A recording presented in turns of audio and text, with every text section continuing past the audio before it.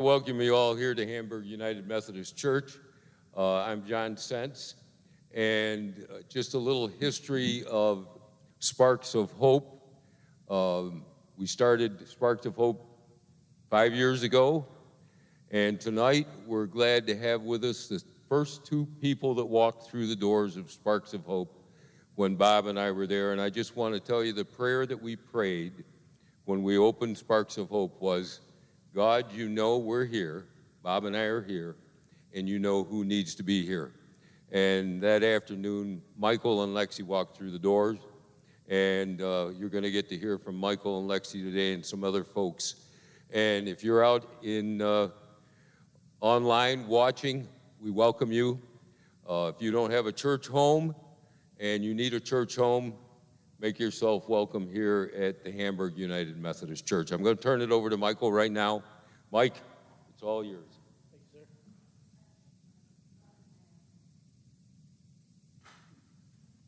you, sir.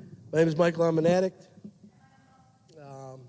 As John said, me and Lexi came here when the doors first opened, and it definitely helped in my recovery. I can speak for me, and I know it's helped in her recovery. And met some amazing people on the journey here at Sparks. Opened a meeting here. The people from this church that help Sparks on a daily basis and not from this church are a blessing in the recovery community. To know that there is help out there and people do care is a change from when we're out there using, right? So we think people don't care. So in having that at Sparks, it really helps for you to get the mindset of I can do this, I can recover, I can change my life, I can become a productive member of society. And the folks we have here to share their stories today are exact examples of that. And I do ask these same few to speak a lot at these because they are voices of addiction. They are addicts to the core, but they've changed their life for the better to serve not only the God of their understanding, but serve their community and serve to help others that need help in recovery. So the first speaker I have this evening is Dan.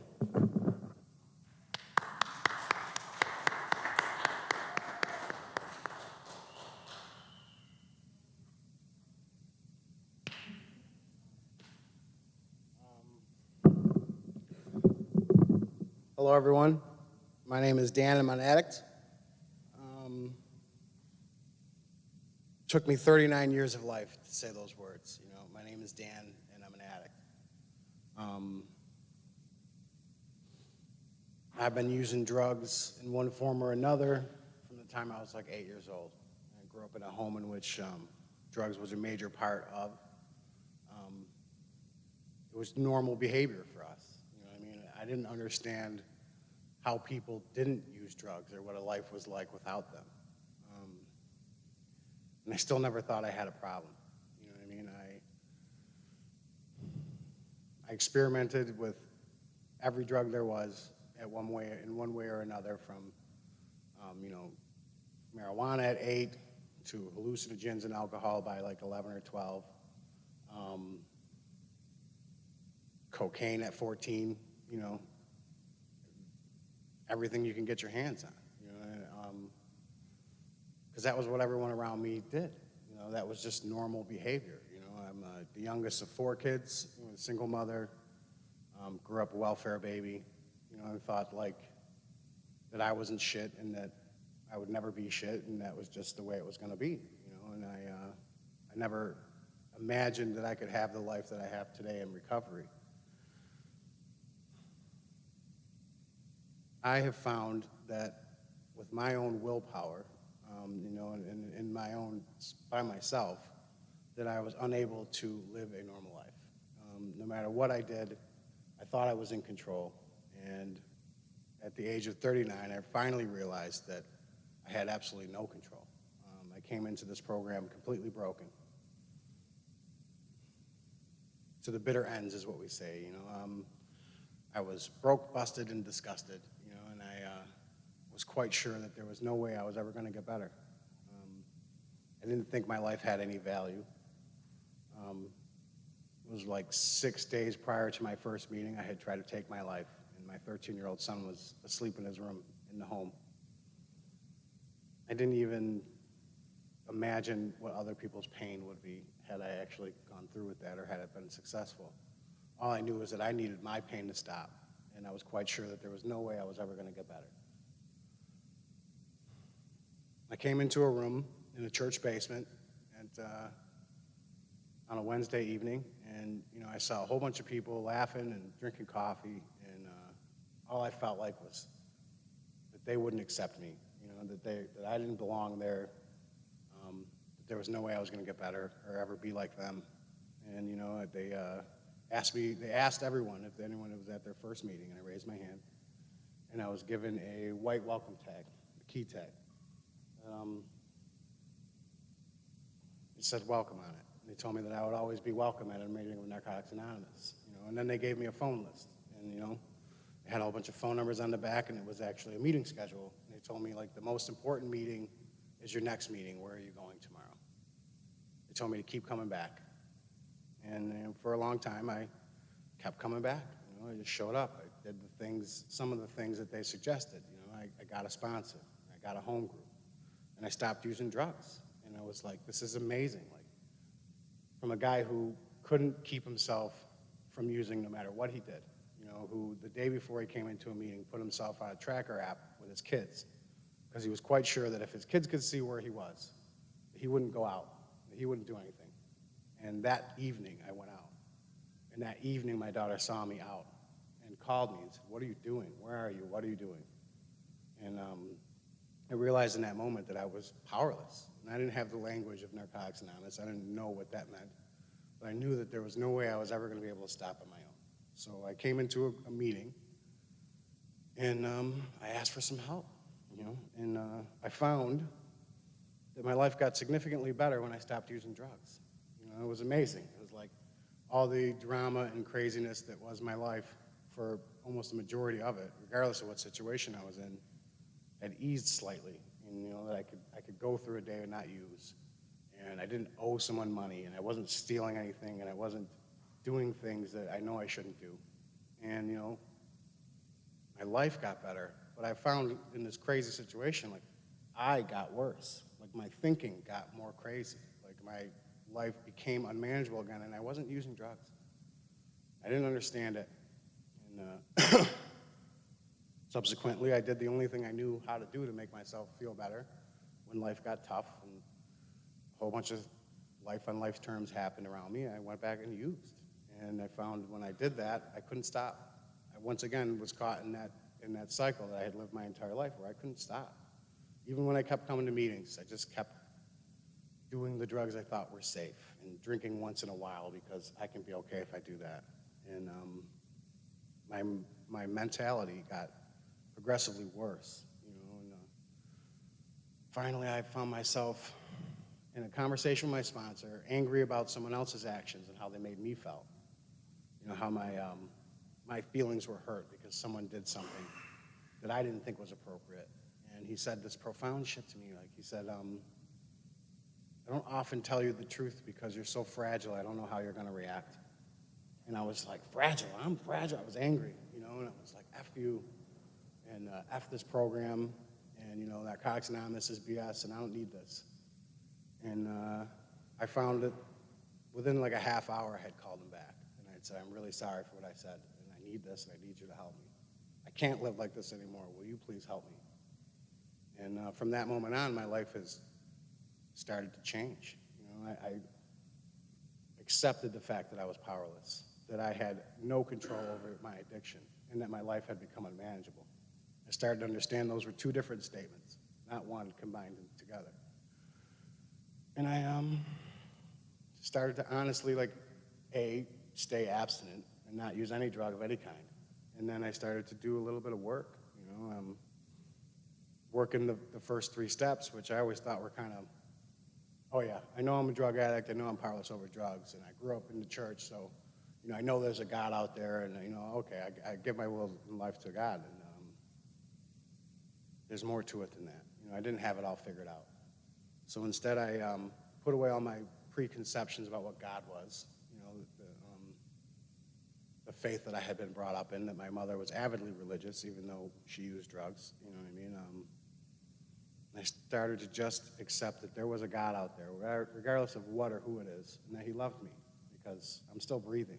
In all the situations I put myself in, I didn't get most of the consequences that people that come in these rooms do. And when I tried to end my life, he decided that I wasn't done with it, that he had more in store for me. And then I did the craziest, most scariest thing in the steps, which is the fourth step. I took a deep look at myself, and I realized that most of the situations that had happened to me, I had a hand in them. That I had not necessarily caused, but been a part of. The only common denominator in every situation I'd ever been in was me. I was always there, and I was always had a role in it. And and I was able to actually look at that for the first time in my life. I was able to look at the things I was afraid of that I could never admit before. That I was a person that was full of fear. And I was able to share all those deep and dark secrets that I had with someone else, with another human being. These things that I carried around with myself my entire life that I swore I would never share with anybody, that no one could ever find out about, because what would they think of me? All of a sudden, like this enormous weight that I had carried around my entire life was just lifted, and I could breathe a full breath for the first time.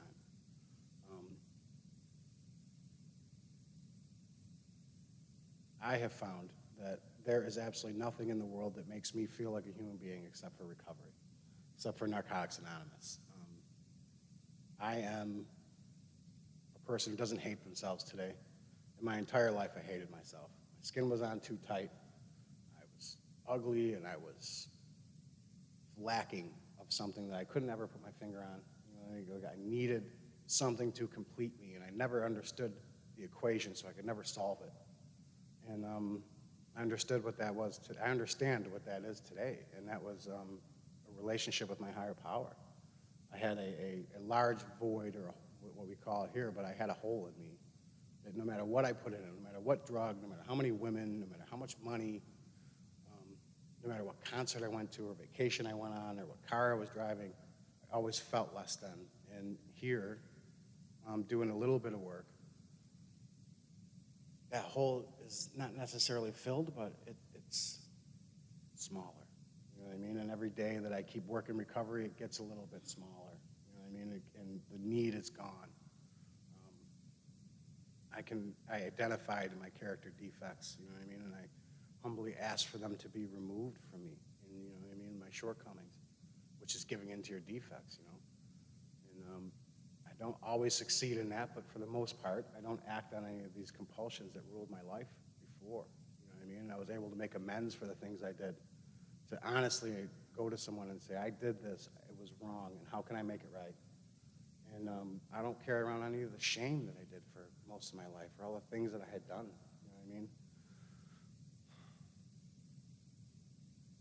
The last amends I gave was at my mother's deathbed. She died March 22nd of this year. And for 6 days, she was in a non-responsive state at Mercy Hospital, and for 6 days, I went to the hospital. I was next to her, was present. And, I didn't freak out. I didn't need vengeance on the home, which neglected her. I didn't go out and use because I couldn't stand the feelings. I just was there for her. And we were able to, lay her to rest with dignity. I put together the arrangements, which is something I never would have been able to do before. I had the money with which to do so, because I'm not spending all my money on crap and women and drugs. And it's, for me, the largest gift in recovery that I've ever gotten, to be a human being today, to be able to look myself in the mirror and not say, I hate that person.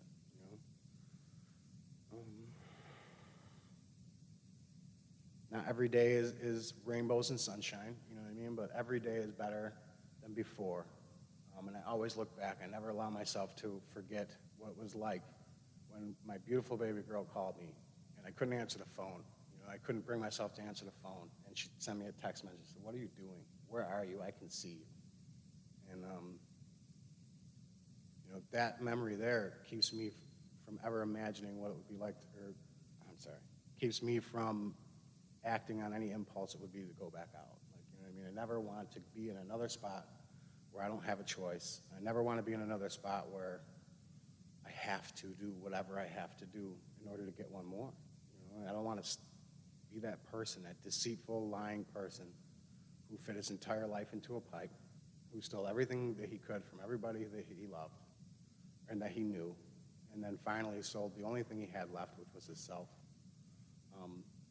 Today I have honor and dignity. I don't feel any shame about any of the things that I did before because I don't do them anymore, because I live a different life and I help people.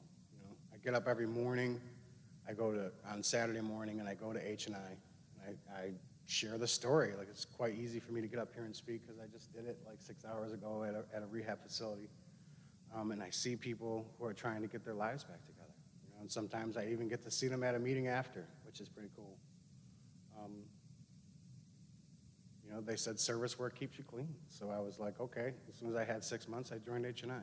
And then I was sitting through a phone line committee, waiting for the area meeting after because I'm the GSR for my home group. So I joined the phone line when I had the amount of clean time. Occasionally, I get a call from an addict who needs some help, and I can share my story with them. I can direct them to a meeting. Once I even saw that person at the meeting I told them about, because I swear whenever I say there's a meeting this day, I'll be there. And I go. Not perfect. I don't always do this thing perfectly, but the only thing we have to do perfect on a daily basis is not use. And, for 16 months, I've been able to do that quite well. And every day I hit the pillow clean, I won that day. I don't have to be a loser anymore. Every day I'm a winner, as long as I can stay clean. And every tomorrow I get a chance to be a winner again. It's a beautiful thing, and I'm thankful for Sparks Cafe of Recovery. The meetings there have helped me tremendously. When I first came back, when the meetings first opened up from COVID, this was the meeting I came to. My sponsor had lost his battle with cancer and COVID, and I was bereft and just completely unable to function, unable to deal with life on life's terms at the time. And, that meeting sponsored me for a while. That meeting helped me. The people in that meeting were there for me when I was a very unlovable and unmanageable person. And, were able to forgive me for being a major, major dickhead for a long time. And I'm just super grateful. I'm glad that you guys were here and glad to let me speak. Thank you very much.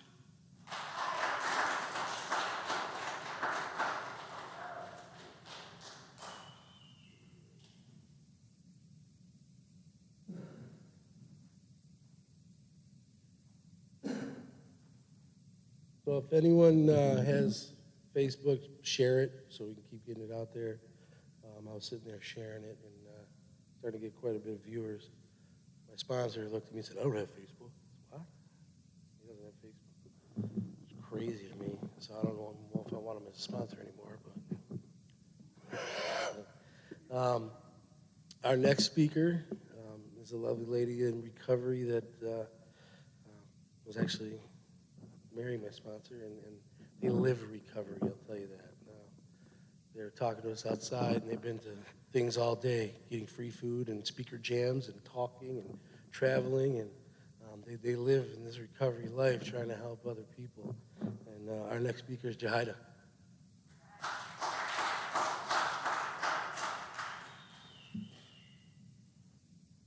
Okay, my name is Jahida. I'm an addict.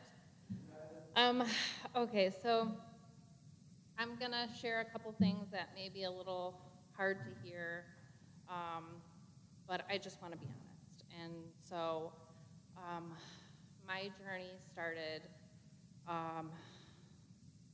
when I was 8 years old. That's where I first learned how to keep a secret. That's where I first learned how to mask my feelings and emotions and lie about the exact nature of things, what was going on and stuff like that. So at 8 years old, I happened to be assaulted by an adult I trusted that was close to me and my family, and so that's where it started for me.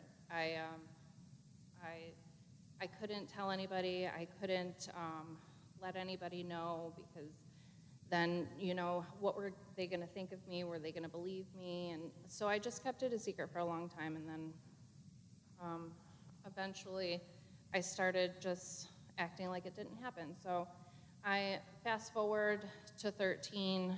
I was in middle school, and I was assaulted again. And just like I did when I was 8 years old, I just dusted off my knees, my shoulders, and everything, and I just kept it going.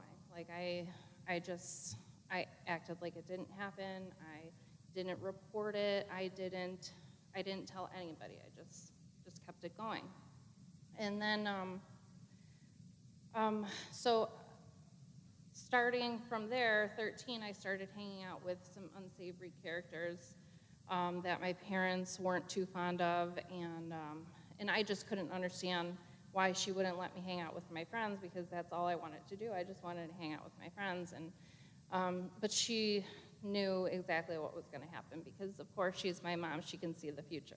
So I started hanging out with them, and I was introduced to marijuana, and alcohol, and that's when I started drinking and smoking, and that kind of, when I started with that, that's where I was really introduced to the ability to shut my emotions down. Like, I was able to just forget about everything and forget about how I feel, how much I felt so alone, and just I couldn't understand the things that were happening to me. So that just shut everything off, and so it made it easier to cope with life just on its own terms. So so I started with that, and then my parents started realizing or noticing the change in me. I started leaving school. I started getting suspended. I started getting into altercations with people at school, and I came from a very loving family. My parents did everything they could and to give us the life that they never had, and so I never wanted for anything. I did sports and cheerleading, softball, and I ran track in high school, and I did all these things, and so my parents started noticing that I was just not doing the things that I should have been doing, or being the daughter that they knew that I was. So they said, okay, well, how about we move? If we move, then she's not going to be able to hang out with the people that she's hanging out with, and then the problem solved. So I'm thinking, yeah, okay, let's move. So, but what I've learned in Narcotics Anonymous is that wherever you go, you take you with you. So that's what I did. My parents changed my location, but I was still left with me, with all of my secrets and my demons and my hurt and my pain and everything that was me. I brought it with me. So at first, in the beginning, where I learned how to lie and manipulate and to cover things up, that's what I did when I got to my new location. So I said, okay, well, what I'm going to do is I'm gonna do the sports that my parents put me in. I'm gonna do great at cheerleading. I'm gonna do great at softball, and then I'm gonna do great at school, and then my parents will be off my back. So that's what I did, and I did good for a little while. I was actually good for a couple years, and then I started hanging out with people that were not so good for me, and then the cycle just started all over again. And then that's when I was introduced to harder substances like opiates and stuff like that. So when I found opiates, that was like it for me. I was like, this is what I've been missing my entire life. Like Dan was talking about earlier, that void that he had inside him, like that void that I had, it was completely filled right then and there. And you know, that's where it all started to go downhill. So I stopped cheerleading. I stopped softball. My grades were slipping. I was skipping school every day, and eventually it just got so bad to where my parents had to send me to rehab. So I went to rehab. I completed rehab. I was there for 6 months, and then I was introduced to Narcotics Anonymous, and this was about like 16, 17. And so I went to Narcotics Anonymous, and I was like, this isn't going to work for me because back then when I went to Narcotics Anonymous, I was young, and I came from a good family, and my family, you know, they were relatively well off, and I didn't, you know, so I was like, I'm not like these people in here, like this, but, you know, fast forward, I'm exactly like those people. It doesn't matter where you come from, who you are, who your parents are, anything like that. But I just didn't know that at that time. So I kind of just disqualified myself, and then I went back out. And I started doing harder and harder drugs, and then I went back to rehab. And after that is when I started kind of, you know, taking it a little bit more serious, and, you know, I ended up using so much, and that I couldn't do it anymore. I couldn't take it anymore. My life was in shambles, and so I was like, okay, we'll go back to rehab. And so I went back to rehab, and then I came out. After I came out of rehab the second time, I started, you know, back up with the same cycle, talking to people that I know I shouldn't be talking to, you know, hanging around places that I shouldn't be hanging around. And so there was this one night, I wasn't using at the time, and I decided to go to a family member's party, and I ended up getting assaulted that night again. And after that, I spiraled down. I didn't know what to do. I was in a relationship at the time, and my significant other was like, he was picking me up off the floor, and, you know, because I was just completely broken. I was just destroyed, and I didn't know who I was. I had absolutely no identity, and, you know, I didn't feel like I had a purpose or life was worth living, and that's how it was for a really long time. And I'll fast forward a little bit. I was using, and or actually I was doing well for a little while, and I was also on a maintenance drug to kind of help me get through, and I was on that for a long time. I was only supposed to be on it for, you know, like a couple months or whatever, and I ended up being on it for 5 years.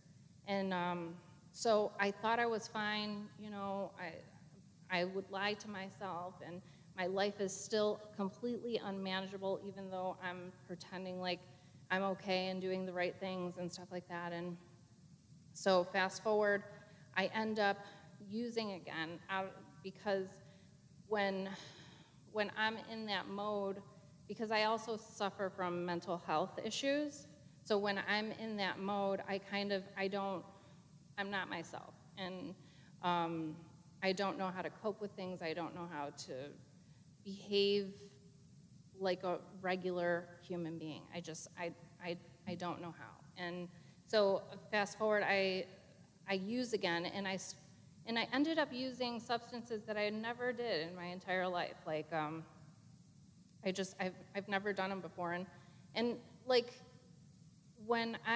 there was points in my life that I was like, I'll never do this. I will never use that. I will never be this person. And fast forward, come to find out I was doing those exact things that I said I never would.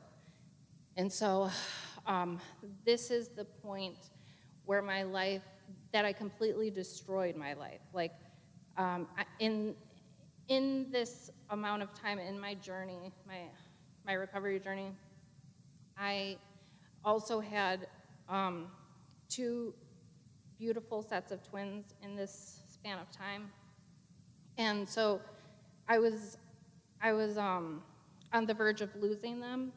I was on the verge, excuse me. I was on the verge of losing my job. I was on the verge of losing my car, my relationship. My life was completely destroyed. So, you know, I had a person in my life that he said, listen, if you don't get better, if you don't make the choice to do better for yourself and to, you know, live a different life, then he's like, I'm sorry, I have to leave. I can't watch you destroy yourself anymore. So, so I picked myself up with his help, and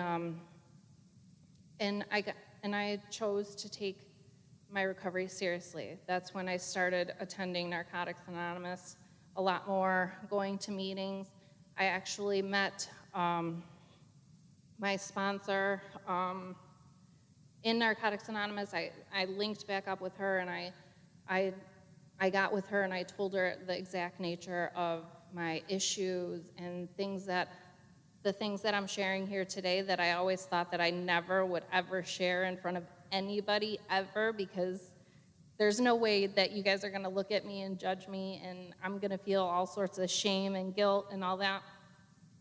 I never thought I would be able to do that. But coming back and, you know, the leaning on the people that love me most and sharing with my sponsor all my deepest, darkest secrets and the things that I was so scared to share for so long that kept me sick for so long. Once I shared those things and I started doing a little bit of work on myself, then I started to see the healing. I started to recognize behaviors. I started getting on a good mental health medication regimen. You know, I would stick with it. And I also used outside help like psychiatry and counseling, and my spirituality grew to an immense level that has just propelled me into the most amazing journey that I've ever experienced. And so that's where it started to get better for me.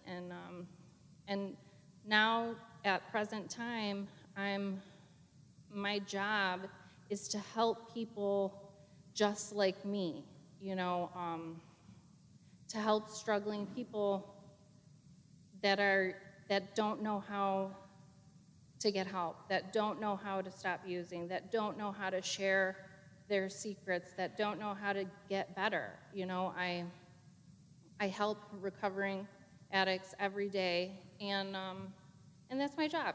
I go to school for mental health and addictions counseling. Like I said before, I have 2 beautiful sets of twins that mean the world to me, and they think that I'm the best mom in the world.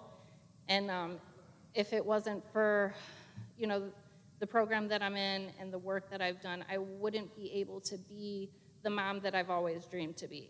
And I have a wonderful fiance that shows me every day the meaning of unconditional love. Like, no matter what, he has always stuck by my side, and not many people ever get to experience that in their entire life, and I'm one of those lucky people. So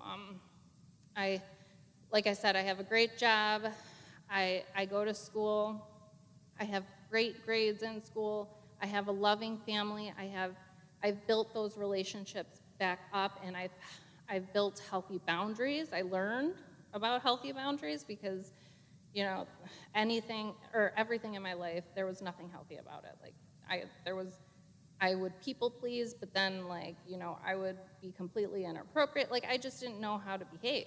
And I learned those things along the way. And like I said, I learned how to be a great mom. I've learned how to be a friend. For the longest time, I would have never thought, if you would have told me that I would be up here sharing my story, not caring about what people think and, you know, helping people, like, I would have been like, you're insane. Like, that would not be my life ever, you know? And I'm so introverted. I don't know how to talk to people. I don't know. I always think I'm awkward, but I've learned that I'm a beautiful person, and I deserve to be happy. I deserve to have friends. I deserve to be loved. I deserve to be in recovery. Like, I deserve to be here. And so yeah, I'm just grateful to be here. Thank you for allowing me to share my story, and thank you for the wonderful food. That was really great. And yeah, thank you for everything. That's it. Thank you.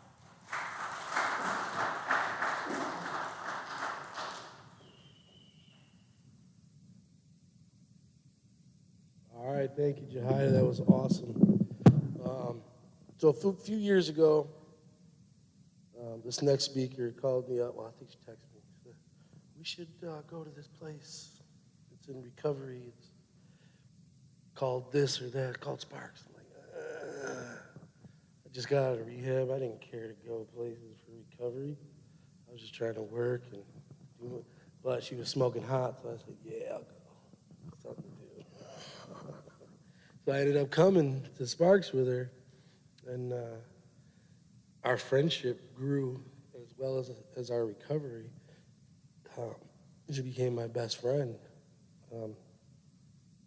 And it was we didn't know it then, but we were laying the foundation for what we have today. And it's a blended family, and we're getting married, and we're buying a home. And I couldn't love someone more in my life than I love her. And Jahida was talking about it, that unconditional love. You know when you finally have it for somebody, and I have it for her. And she taught me things in recovery that I didn't think I needed to be taught. And one of them, for me, was to take care. We come in here with a lot of mental health problems, you know, from our past and our use. And those are things we have to take care of. And for me, you know, getting back into, you know, therapy and taking care of those things and giving my will over to God has been huge for me. Because who better to take care of me than my father, right? So she's definitely helped me along those lines to know that I have to take care of that on a daily basis. And I thank her for it every day. Because without that, recovery can get quite bumpy. We can relapse without using a drug. So our next speaker is Alexis.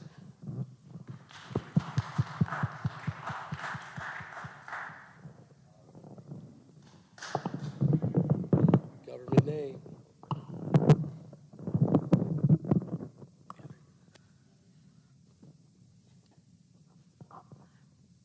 Hi, I'm Lexi. I'm an addict. I do not go by Alexis, by the way. I don't know why he said that. I'm Lexi. So I was kind of sitting and thinking what I was going to share about, because we've done a few of these voices of addiction, all with the similar passion to get this to affect as many lives as possible, even if that's just one, or, you know, Facebook Live, or however we can do this. We're a group of people that meet at Sparks and share, like I said, that same passion. I'm blessed to have found the resources I have in my life today. as my fiance just shared, like, we walked in to Sparks, 6 years ago, just about, or something. And it was their first day open, and they were just about to close, and it just, like, it felt like it was just meant to be, I think. But I was kind of sitting there thinking about, like, how I want to share. And so for me, I grew up in a decent home. The one thing that I will say that affected me greatly was moving a lot. Total of 11 schools. Yeah. And, all those years growing up, I know that I did not have God in my life. That's like a start, and that's something that is built to what I have today. But I didn't have God in my life, and I had no clue how to interact with people, like Jahida said. I have a lot in common with Jahida's story.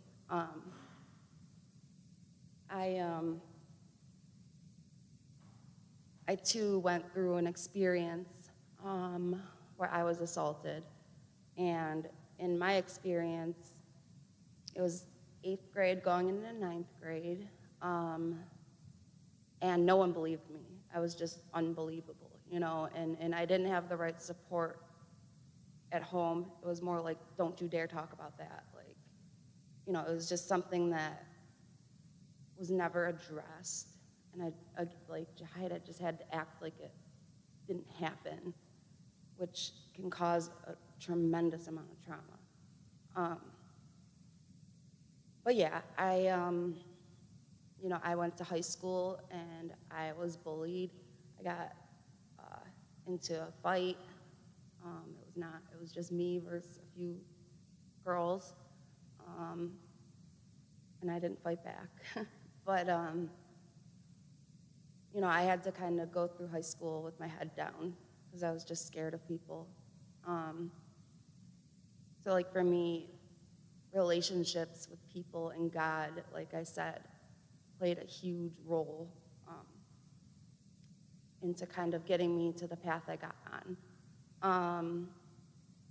By one of, like, the 9th or 10th or 11th schools I went through, I had moved to Frontier, it was, and that was kind of where I began doing the things that the people who accepted me did. It was just like, they do that, so I'm gonna do that. And once it got to, like, harder drugs, that's when, I felt that was missing in my life. Because a drug, a definition of drug is any mind-altering, mood-changing substance, and that was it for me. I didn't want to concentrate on how I felt or thought. Like, I just, because I felt like I never fit in. I felt like I never had. And I did have. Growing up, I didn't have nothing. It was just the way I viewed it. So my addiction spiraled very quickly, and with that, the relationships I had with others and with significant others was very unhealthy and very unmanageable. And it was like I was just always utilizing drugs and people and places to fulfill a God-sized hole, something that was not going to get fulfilled by any of the things I was doing. My addiction spiraled. I went down a very dark, lonely path.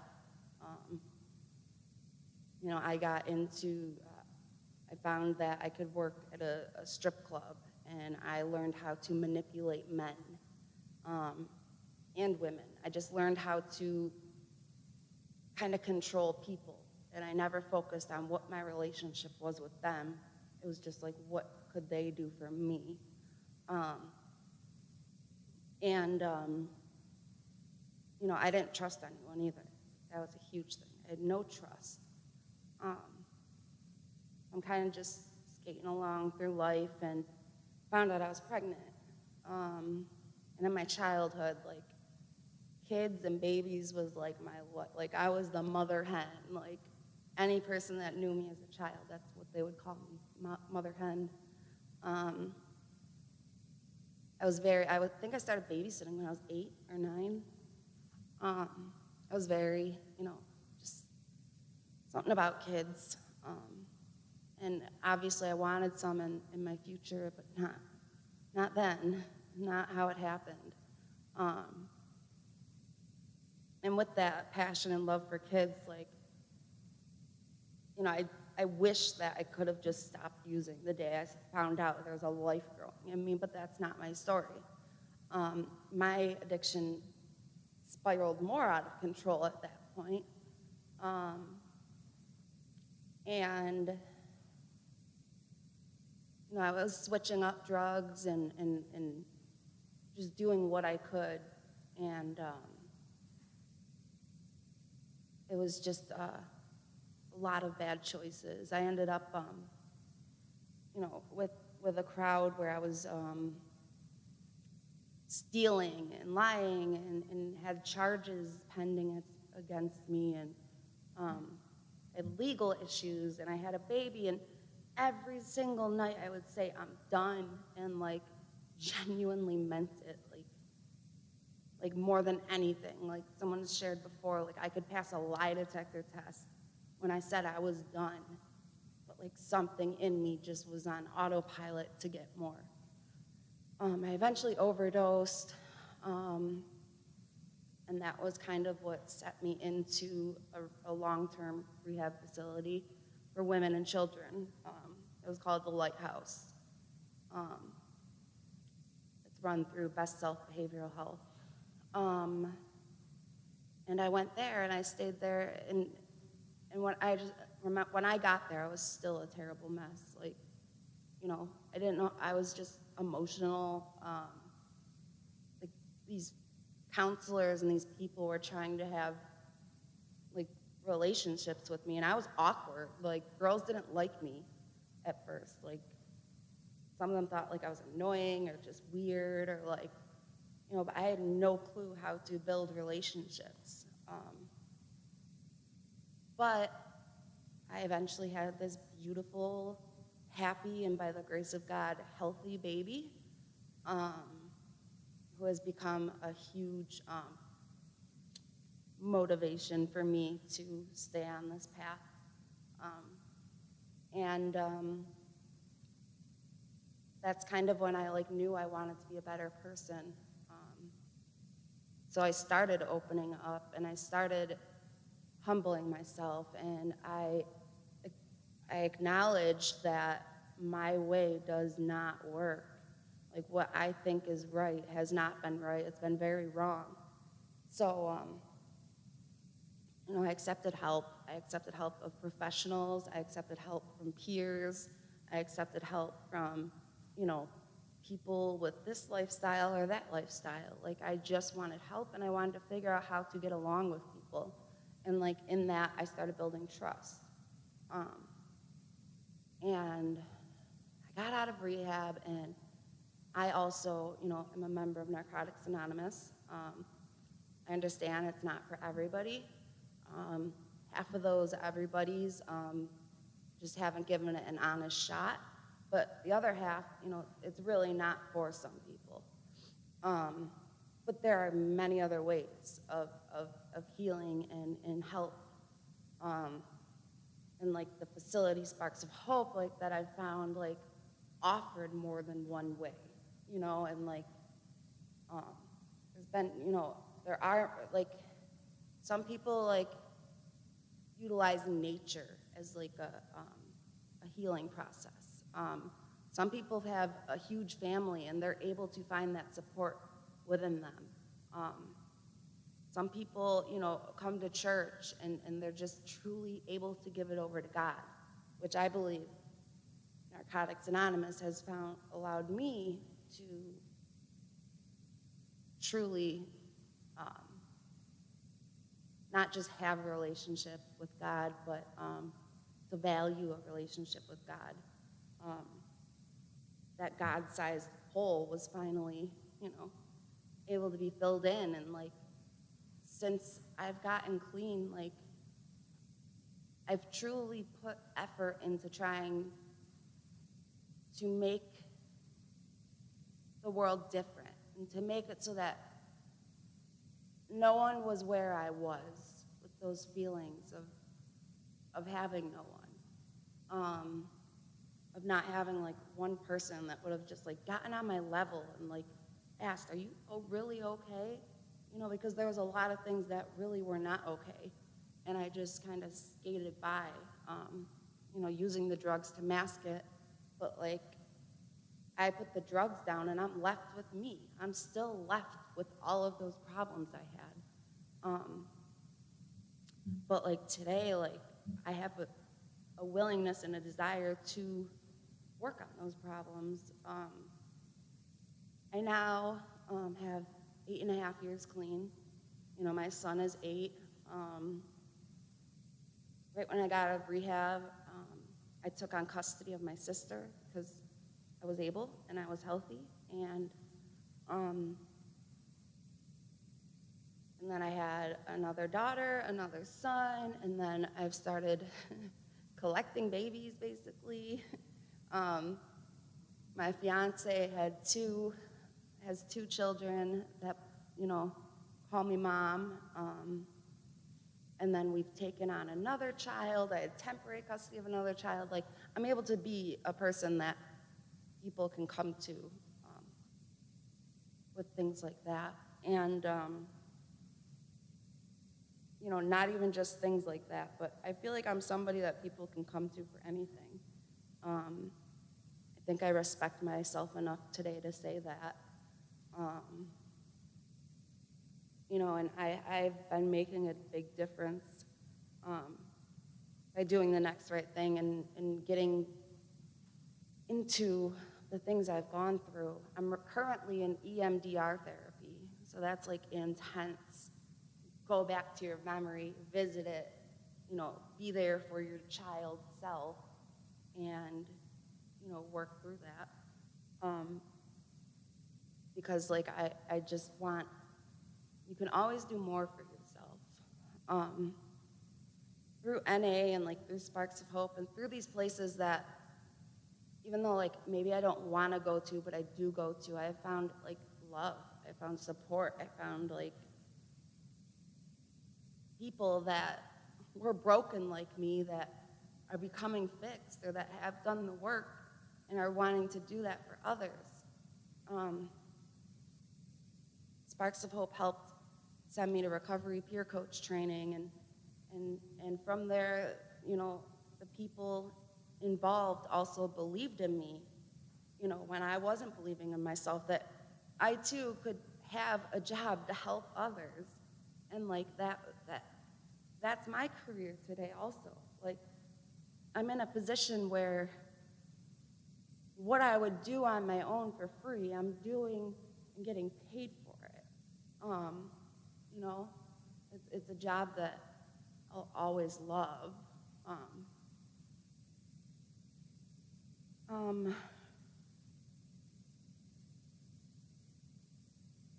Michael had shared like all those things that we're building on, and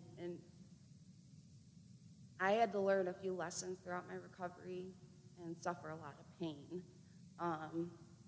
which hindsight I am beyond grateful for, certain things that happened in my life. Like, I think up until like my house fire even, which wasn't too long ago, it was just a couple years back, like I had to lose everything to gain everything. And like I kind of feel like that's how it is when you come in for help. You gotta be willing to lose everything that's attached to you because you're gonna gain everything. It was just, I don't even know where I saw this, but it was, instead of saying in the morning, I have to get up, I have to go to work, I have to let the dog out. I have to, you know, replace I have to with I get to, you know, because it can be very easy to not appreciate what we are doing today. And like that's a constant job, but for me, like I have the support, I have places to go, I have service work, tremendous priority in my life, and I'm oversharing right now, I think. But I don't know, I'm just really grateful, and I know my story can help people, and like for that, I'm grateful for every single thing that has happened to me. And I would not be who I am without each and every step along the way. Thank you all, each individual person here, because you all play a role in who I am and how I am, and I'm grateful. Today I'm grateful. Thanks, that's it.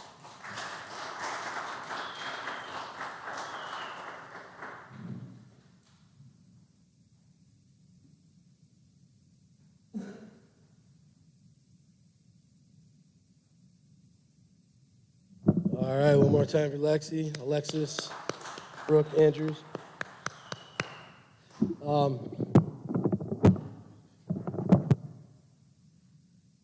So I've heard him speak a bunch of times.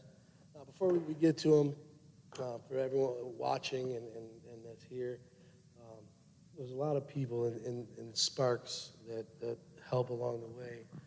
I just want to make sure we make notice of John and Linda and Bob and Melanie and Diane and Ron and all these people that have and if I don't name you, I apologize, but all of you that put on these things, that help us put these on, that give us the church, that give us a space to bring addicts and have meetings, and it shows that you know we do care. People care. We want to help. We don't want to see people die of this awful, awful disease of addiction and mental health.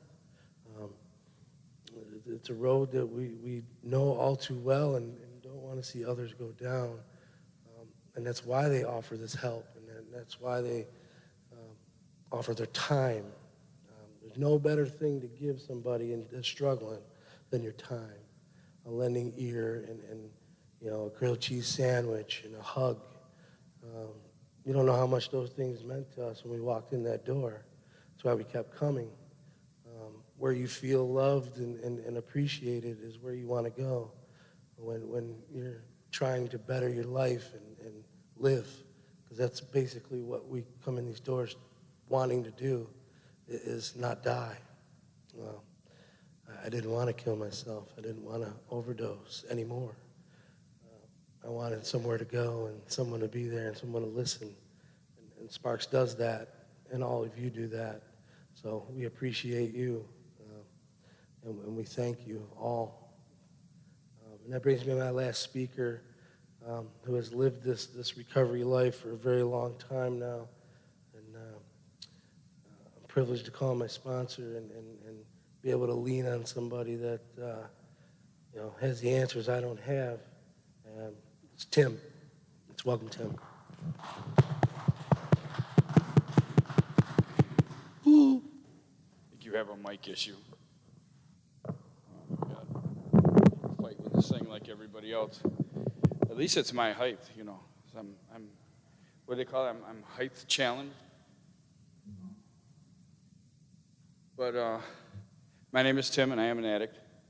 And this is really an amazing opportunity. There was a point in my life where I wasn't even welcome in a church.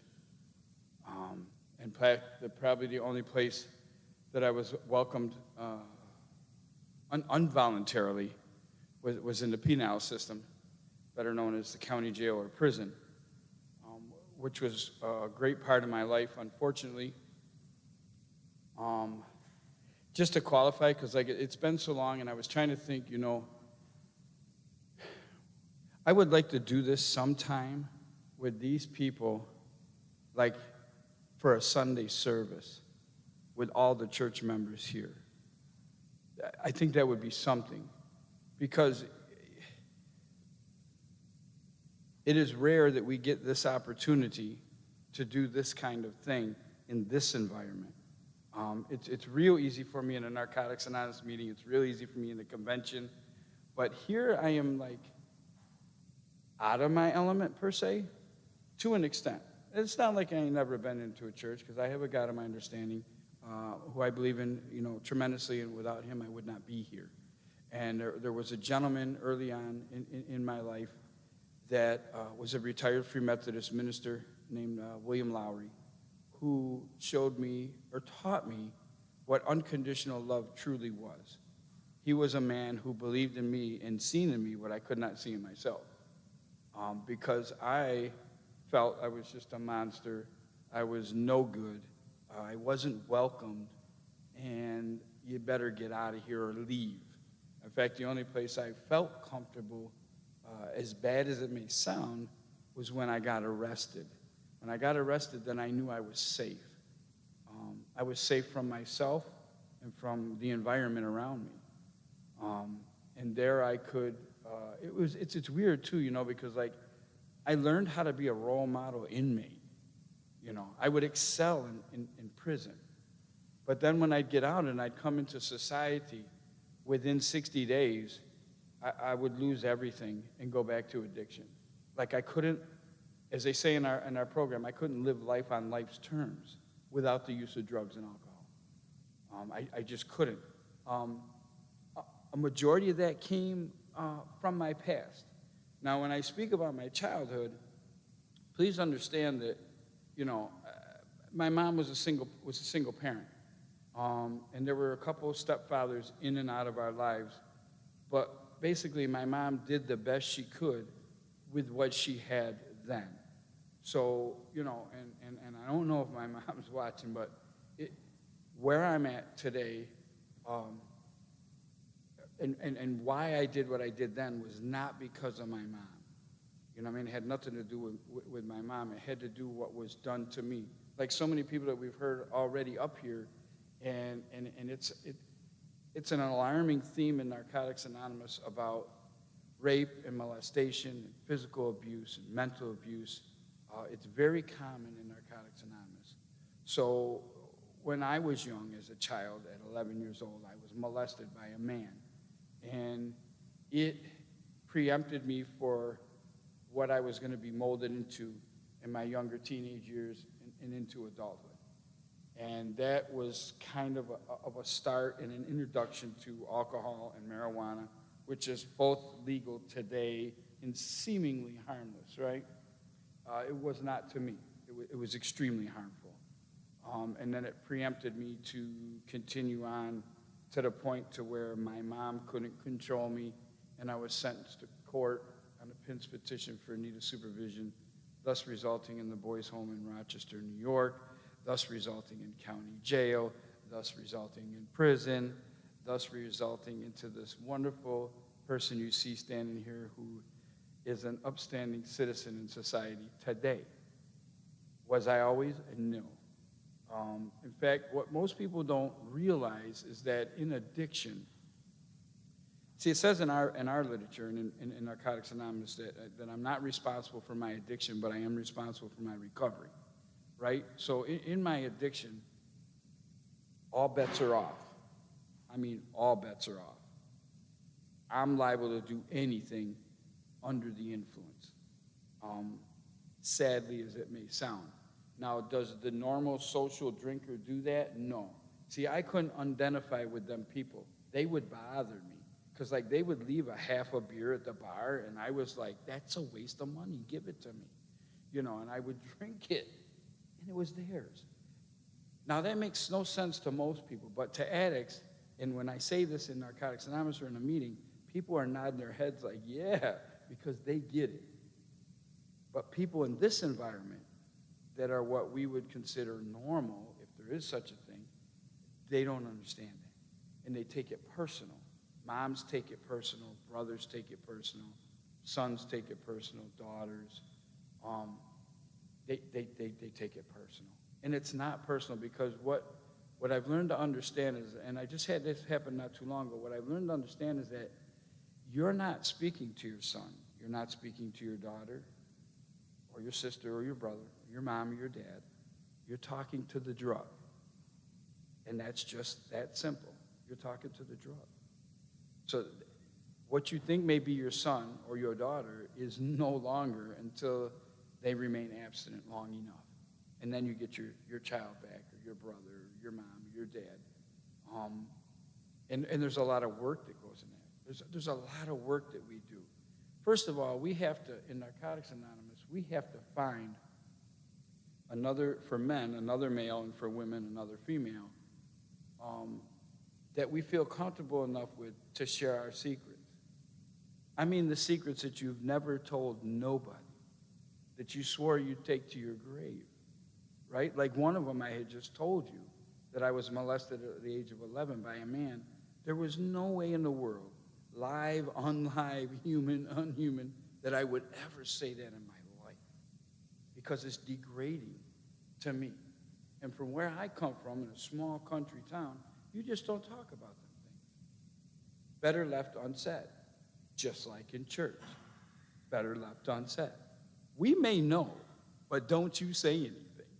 They can whisper, but don't confirm it. You know, because I have been in this environment.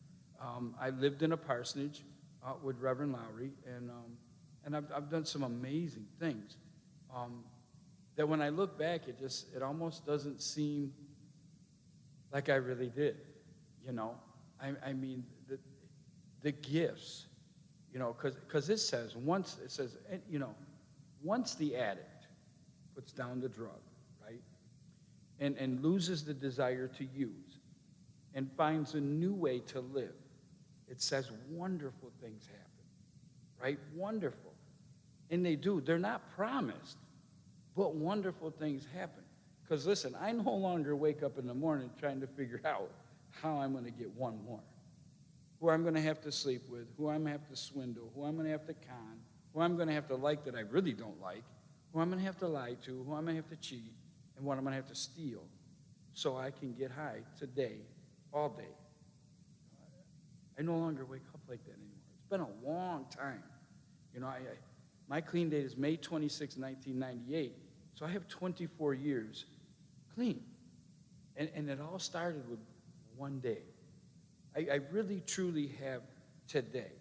And I really, listen, I appreciate, and I can't, if you have not been to Sparks, or Sparks of Hope, if you haven't been there, it's at 107 Main Street in Hamburg, New York. You gotta come check it out. Because there are some people there that really do care. I mean, there may not be a lot of people here present because we're doing this live, but those of you that are here are the ones that really care, that really care. And you see there's far and few between. And it takes commitment, and it's not easy. Because listen, you could be sleeping a little bit, you could be watching what you want to watch, and you could be going where you want to go on a beautiful Saturday night, because it's nice out. My Harley is out in the parking lot, and I could really like to be driving it right now. But that's not important as this is, right? It's not. Because just like at Sparks of Hope, we save lives. We truly save lives in places like this. We do. Be it one at a time, painfully, slowly, not as quick as we like. Because see, it's just like the old parable. It is easy to be friendly and to be nice to somebody that does something for you and is nice and friendly to you. But can you be that same person when that person isn't friendly to you, isn't nice to you, and is out of your comfort zone? Can you show them the same kind of love, care, and consideration that you show what you think is your real friend that does things for you? You know, and I believe Jesus said that. You know, what reward do you get for that when it's easy? You don't get a reward. See, our reward is that I have lost the obsession and compulsion to use, right? And my other reward is that when I plant a seed in somebody or tell them about how I got clean and then they follow a similar path, and they get clean, and I watch them grow. That is the greatest gift to me. I mean, just to me. Now, how many of them do really listen to that or to try to follow it?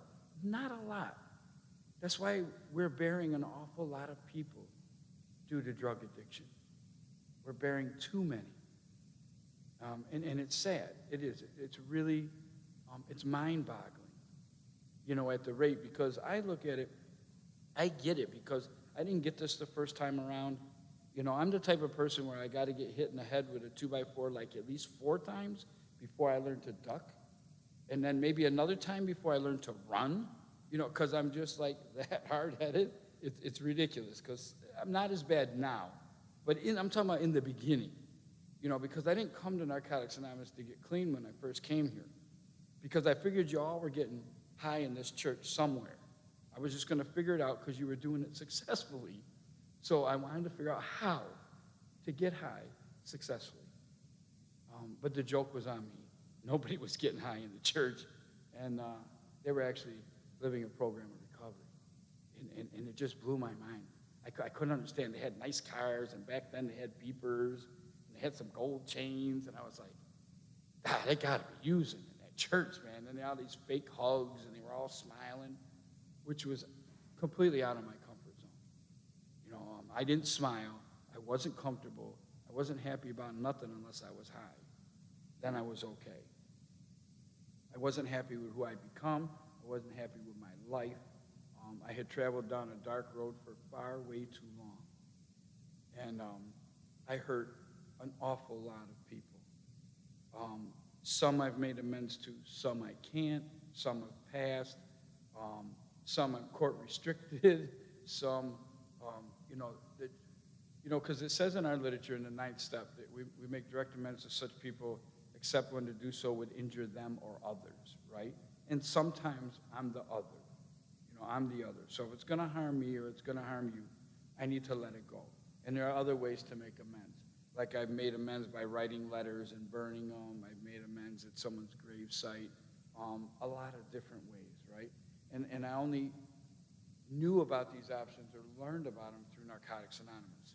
You know, in our literature, it doesn't say that church won't work. It doesn't say that psychiatry won't work. It doesn't say that another fellowship won't work. It just says in our literature that wasn't sufficient enough.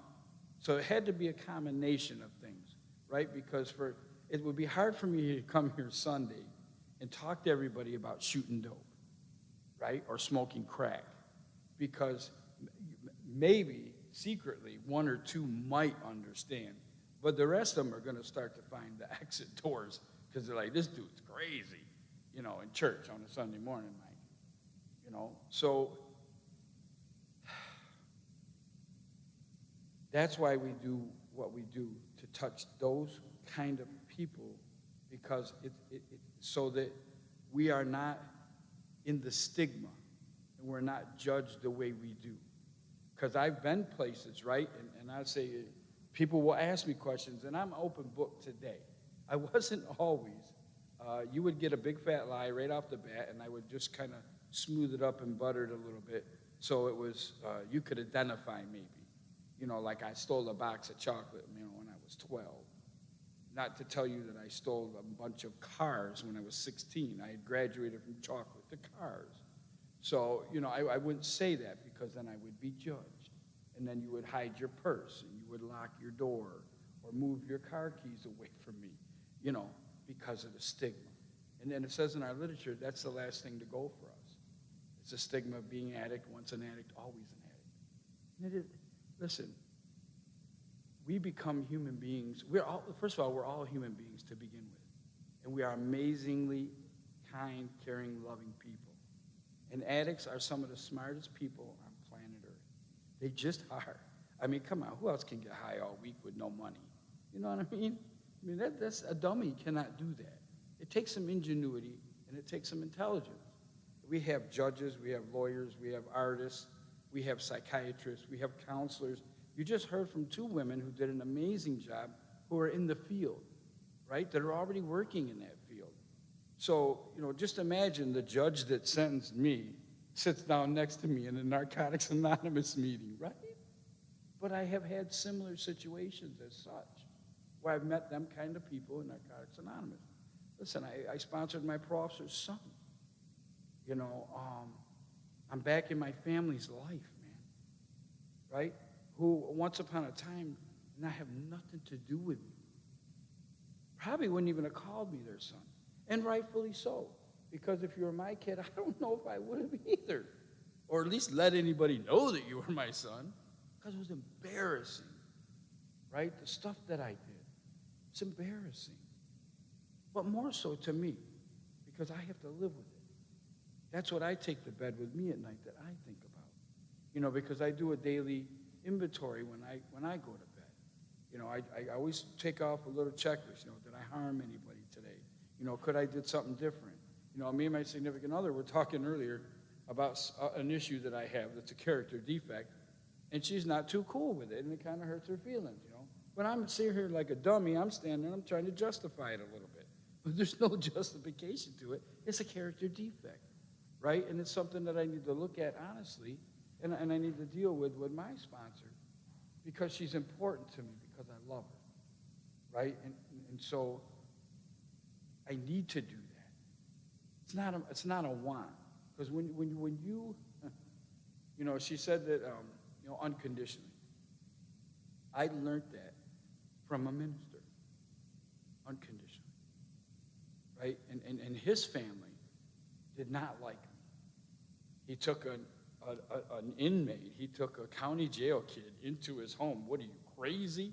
You know, his family just went berserk, because how dare he invite me into his home without, you know, getting the family approval, right?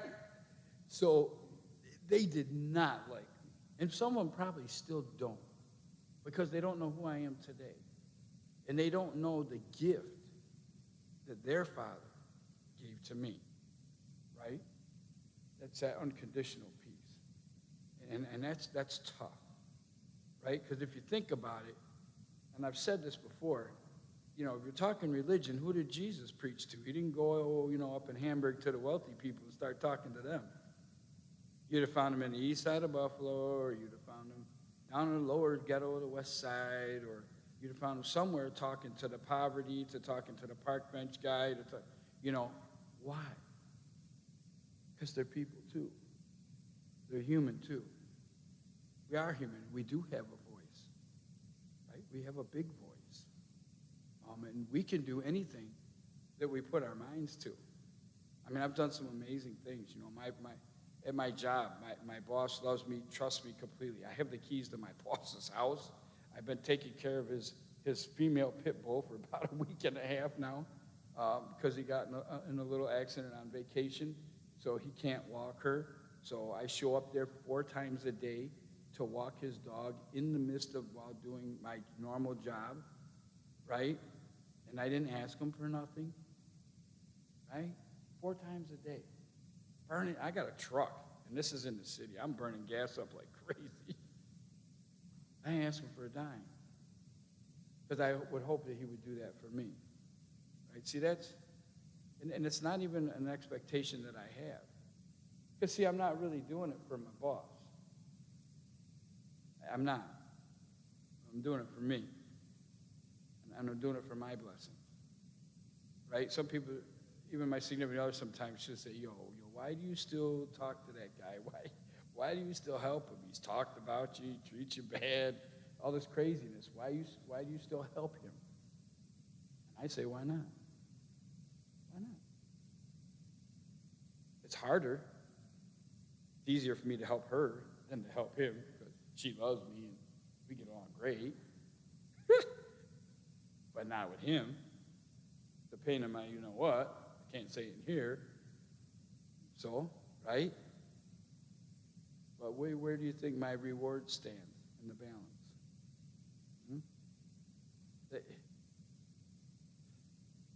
I have been afforded the ability to be able to talk with so many different people in different walks of life, from judges to parole officers to police, family members, church people, I love doing this because it's important. And people need to know that what you're doing is extremely important. Whether 2 people show up or the house is packed, it's important. Because why are we really here? It's just to touch one life. And if that happens, then we've done our job. And it's just like Narcotics Anonymous. All are welcomed, all walks of life. Everybody's on the same playing field.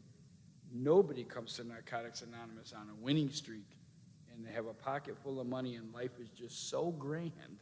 It just doesn't happen that way. We come broken. We come in, we come molested. We come raped. We come through the court system. We come, just tore up. Mentally, physically, just broken.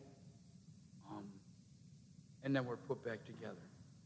We're put back together through sponsorship. And we're put back together through step work. We're put back together because we have a bunch of people that we're surrounded by that can identify with us and know exactly where we're coming from. Like there are some things that I may say that you have no concept of.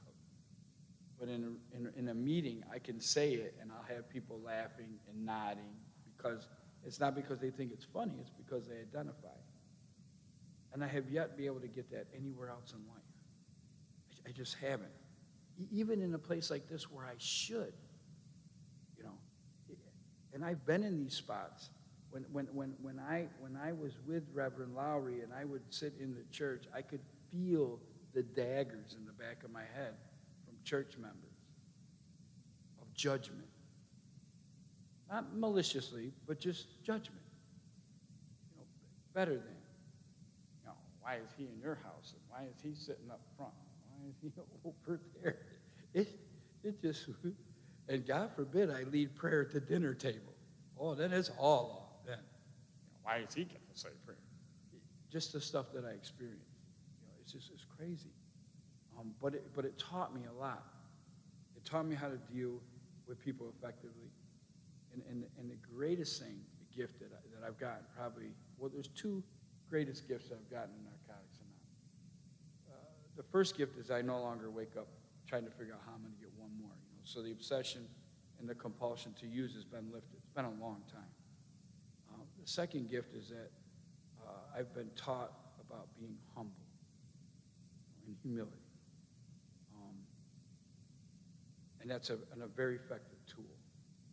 Right? It says in our literature that the best state that we can be in is in a state of being humble.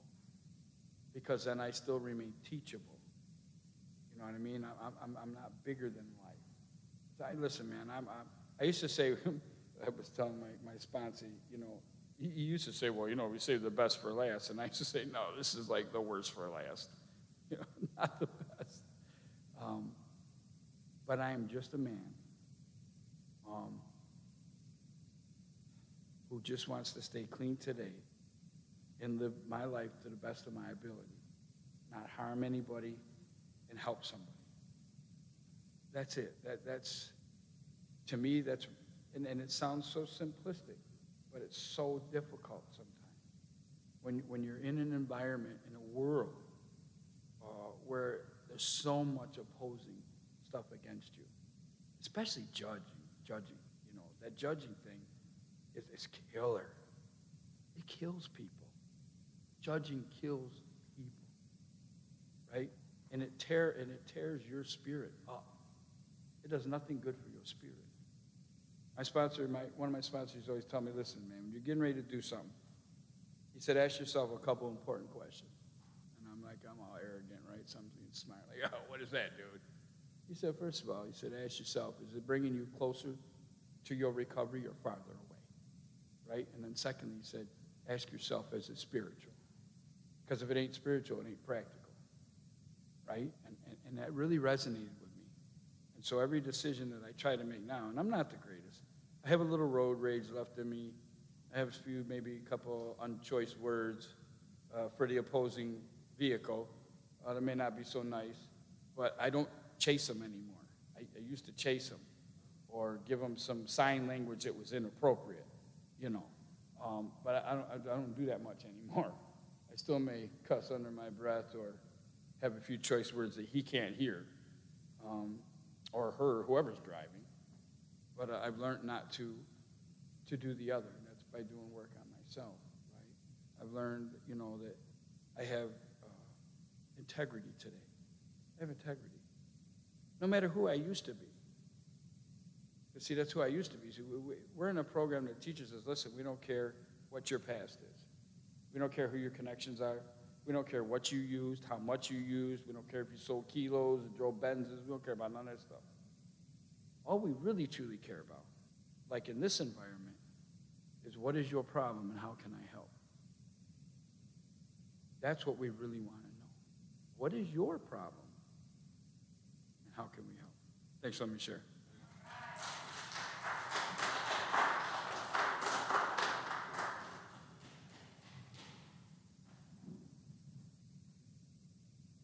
All right, one more time for Tim. Thank you. Great job. It's a wonderful life. It's recovery. We get to share our experience, strength, and hope, and try to help someone and come together. And there's no better feeling in the world. So anybody out there watching, 107 Main Street, if you ever need help, come there. Come and have a grilled cheese. Come and play cards. Come to a meeting. Come hang out with us. One of us is always there at some point in time, and our phone numbers are there also if you need to talk. And that's it. Thank you for everybody coming. Appreciate it.